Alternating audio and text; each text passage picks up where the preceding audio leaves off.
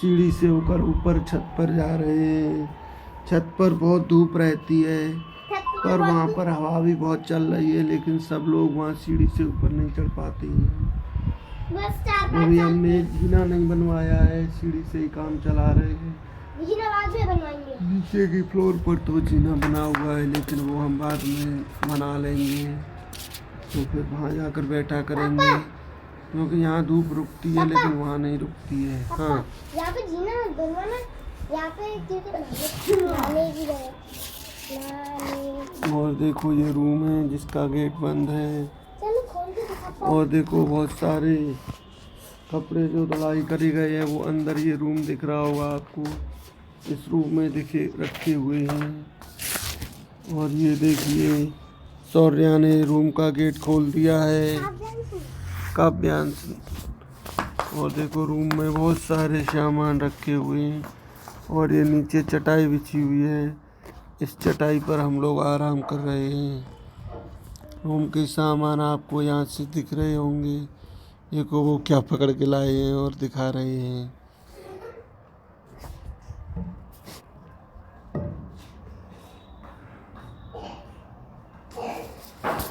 मैं तो अभी आराम ही कर रहा हूँ। देखो मैं तो लेटा हुआ हूँ धूप में, जैसा कि आपको दिख रहा होगा। धूप में खूब आराम कर रहे हैं, लेट रहे हैं, धूप ले रहे हैं, मस्त मस्त। ठंडी के मौसम में धूप का अलग ही आनंद होता है। टीवी का वो नहीं है ऑप्शन, पहले तो था। और ये देखो सीरियल देखने की तैयारी कर रही हैं, कुछ न कुछ सीरियल देखती रहती हैं टीवी पर, मोबाइल में G5 या GTV जो भी है।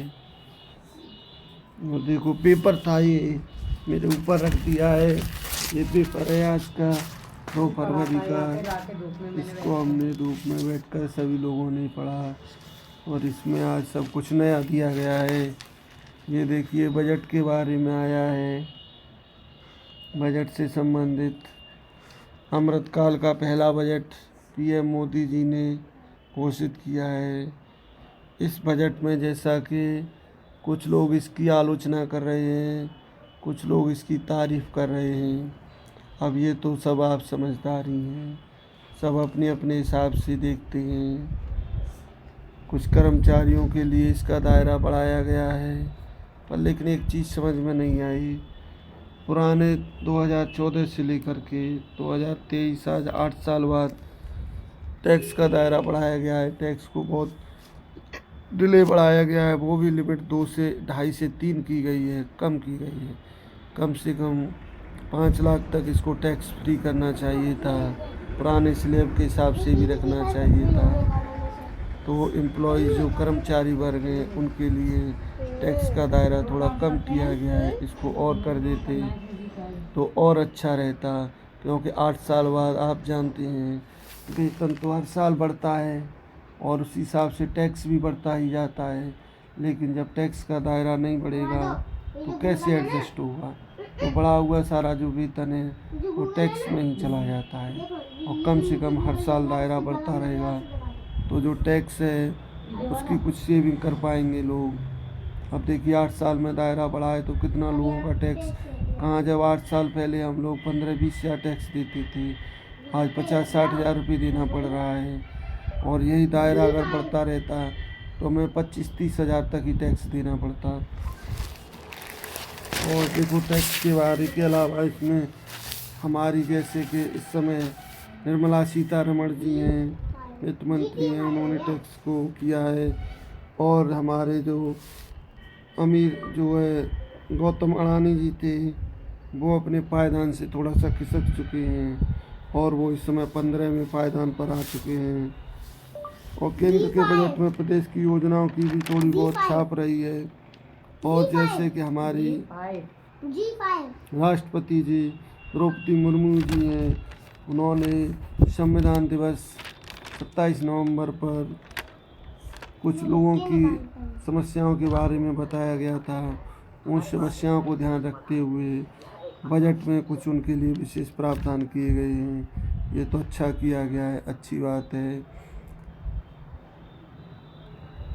और हमारे माननीय सुप्रीम कोर्ट ने भी कहा है कि व्हाट्सएप उपयोगकर्ता निजता नीति मानने को बाध्य नहीं। शीर्ष कोर्ट ने कहा है याचिकाओं पर विचार की जरूरत नहीं। सुप्रीम कोर्ट ने बुधवार को व्हाट्सएप से इस हल्फनामे को मीडिया में व्यापक प्रचार करने को कहा कि उपयोगकर्ता उसकी 2021 की निजता नीति को मानने के लिए फिलहाल बाध्य नहीं है। इस बात पर गौर करते हुए सरकार बजट सत्र के दूसरे भाग में डाटा संरक्षण विधेयक पेश कर सकती है। सुप्रीम कोर्ट ने कहा है कि हमारा विचार है कि व्हाट्सएप की निजता नीति के खिलाफ दायर याचिकाओं पर फिलहाल विचार करने की जरूरत नहीं है। मामले की अगली सुनवाई 11 अप्रैल को होगी। Justice KM Joseph, justice Ajay Rastogi, justice Aniruddha Bose, justice Hrishikesh Roy और जस्टिस CT रवि कुमार की संविधान पीठ ने व्हाट्सएप को निर्देश दिया है कि वह केंद्र सरकार को 2021 में दिए अपने उस हल्फनामे को सार्वजनिक करे कि वह उसकी नई नीति पर सहमति नहीं जताने वाले यूजर्स यानी उपयोगकर्ताओं के लिए उपयोग की सीमा तय नहीं करेगा। शीर्ष अदालत करमन सिंह सरीन और श्रेया सेठी की याचिका पर सुनवाई कर रही थी। इसमें व्हाट्सएप और उसकी मूल कंपनी फेसबुक के बीच पीठ ने व्हाट्सएप से कहा सरकार को दिए गए हल्फनामे को सार्वजनिक करने के लिए 5 राष्ट्रीय अखबारों में पूरे पेज का विज्ञापन दिया जाए। हम व्हाट्सएप की ओर से सरकार को लिखे पत्र में अपनाए गए रुख पर संज्ञान ले रहे हैं। साथ ही व्हाट्सएप के वकील कपिल सिब्बल की दलील पर भी संज्ञान ले रहे हैं कि वह सुनवाई की अगली तारीख तक पत्र की शर्तों का पालन करेंगे।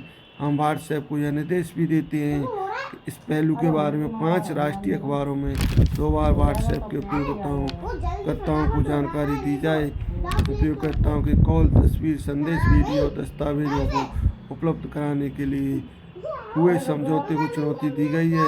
याचिका में कहा गया कि इसमें लोगों की निजता और बोलने की आज़ादी का उल्लंघन हुआ है। बहुत अच्छा फैसला है सुप्रीम कोर्ट का, होना भी चाहिए। किसी की निजता को चैलेंज नहीं करना चाहिए।